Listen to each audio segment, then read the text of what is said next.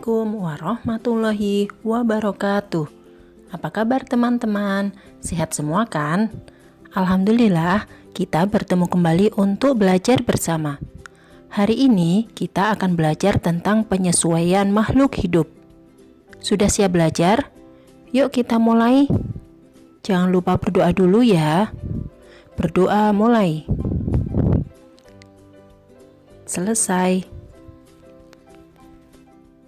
Sebelum memulai pembelajaran hari ini, Usrahma akan menyampaikan tujuan pembelajaran hari ini, yaitu yang pertama, mengetahui cara makhluk hidup menyesuaikan diri terhadap lingkungan. 2. Mampu mengidentifikasi ciri-ciri hewan berdasarkan habitatnya. Teman-teman, sebelum mulai belajar, jangan lupa cuci tangan dulu ya. Jika kalian belajar bersama teman, tetap jaga jarak dan selalu memakai masker ya. Mari kita mulai pembelajaran hari ini.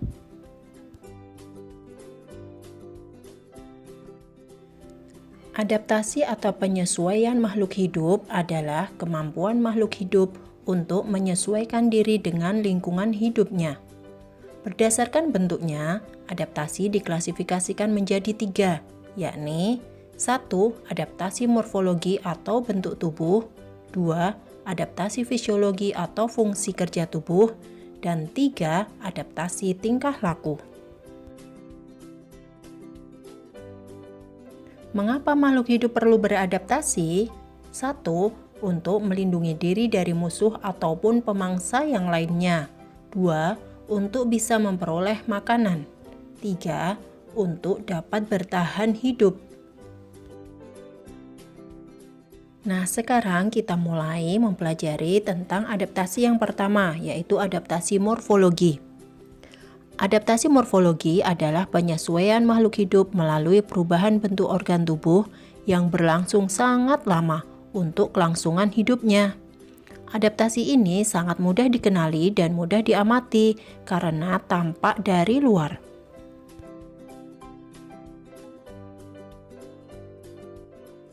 Macam-macam contoh adaptasi morfologi pada hewan yaitu A. Bentuk paruh dan kaki pada burung. B. Bentuk mulut pada serangga. C. Bentuk gigi pada hewan, dan sebagainya. Pada gambar berikut, kalian bisa mengamati bentuk-bentuk kaki sesuai dengan fungsinya. Misalnya ayam untuk berjalan kaki, kemudian itik untuk berenang, kemudian Raja Wali untuk pemangsa, burung pelatuk untuk pemanjat, dan burung kutilang sebagai burung petengger. Silakan diamati bentuk kakinya masing-masing burung. Pada gambar berikut, kalian dapat mengamati bentuk mulut pada serangga. Nah, misalnya bentuk mulut pada belalang, bentuknya seperti pada gambar ya. Itu gunanya untuk mengunyah. Kemudian bentuk mulut penghisap yang terdapat pada kupu-kupu, dan bentuk mulut penjilat pada lalat, dan kemudian bentuk mulut penusuk dan penghisap pada nyamuk.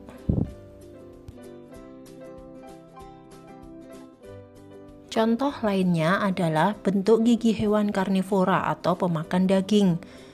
Pada hewan ini memiliki taring runcing untuk menyobek dan mengoyak daging mangsanya. Contoh selanjutnya adalah bebek. Bebek merupakan hewan yang hidup di habitat air seperti rawa-rawa, sawah, dan tambak. Bebek memiliki ciri khusus berupa paruh, bentuk kaki, dan bulu. Bulu bebek dilapisi minyak yang berfungsi untuk menjaga agar bulu-bulu bebek agar tidak basah saat berenang. Berikutnya adalah unta.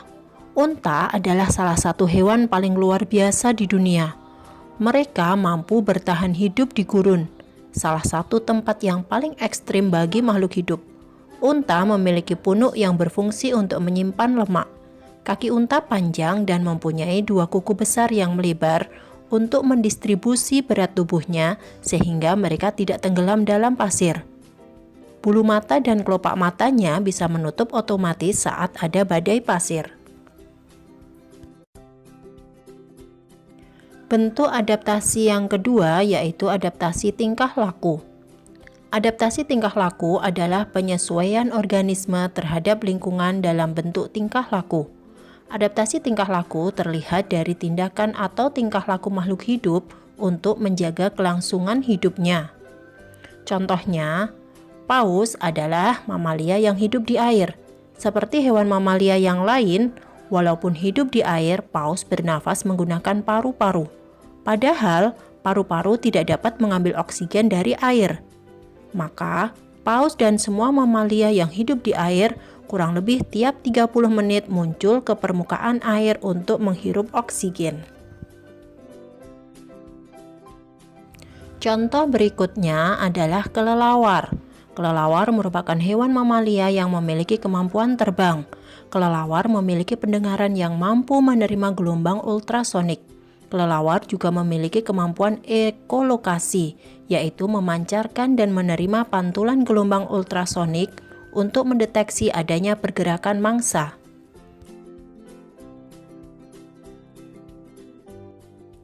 Bunglon adalah salah satu hewan reptilia yang memiliki kemampuan mimikri.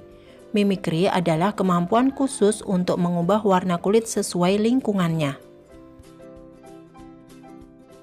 Cicak dan tokek memiliki ciri khusus, yaitu memiliki kemampuan memutuskan ekor dan ada perekat berupa alur pada telapak kakinya. Perekat berguna untuk melekat di pohon atau dinding.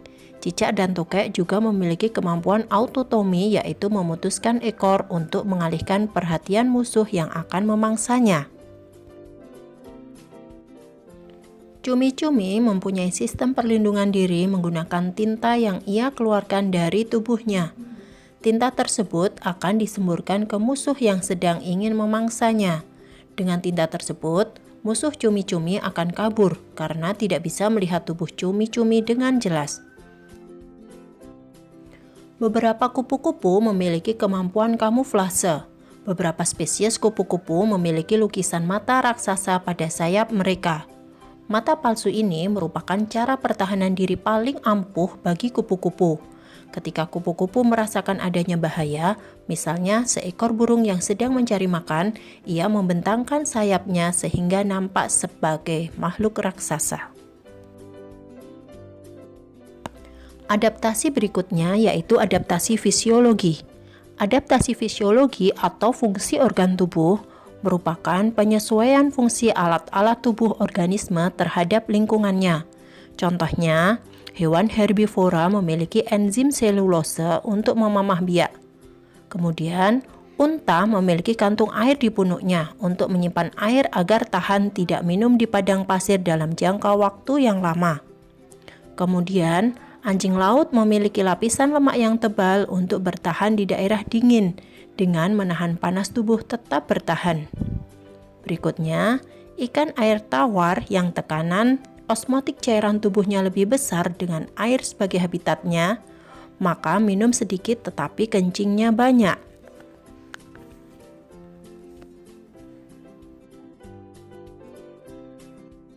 Alhamdulillah, banyak pengetahuan baru yang bisa kita dapatkan hari ini. Bagaimana? Kalian sudah paham kan? Baiklah, materi hari ini kita cukupkan sampai di sini. Insya Allah kita lanjutkan di pertemuan selanjutnya ya. Kita akhiri kegiatan hari ini dengan berdoa ya. Jangan lupa cuci tanganmu setelah melakukan aktivitas. Berdoa mulai. Selesai.